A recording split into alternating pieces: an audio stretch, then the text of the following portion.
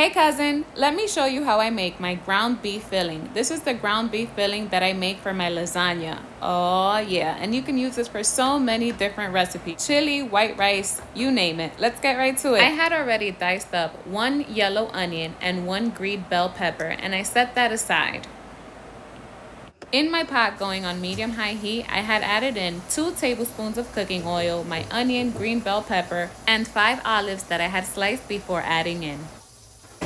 I let this cook for a few minutes until my vegetables started softening up. Once my vegetables had softened, I'd added in 2 pounds of cleaned ground beef. Yes, I know I wash and clean my ground beef before cooking. I have a video for that also up in my channel. And I'm going to mix all of this together until the meat starts breaking down and changing color.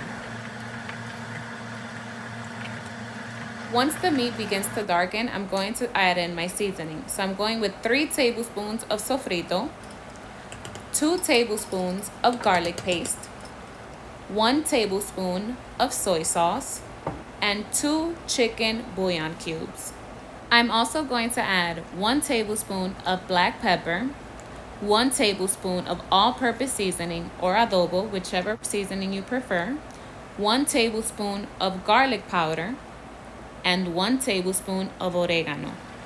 This is still going on medium-high heat. I'm going to give this a mix, and then I'm going to add in 2 tablespoons of tomato paste. At this point, you're going to mix everything together. If you prefer a thicker ground beef, this is it for you. If you're going to serve this with white rice or you need this for a filling for Patelitos, this is the filling you want. But if you're going to make this for your lasagna, then you're going to take an extra step and add in 2 cups of tomato sauce, whether it's Ragu or Prego, whichever bottled tomato sauce you like.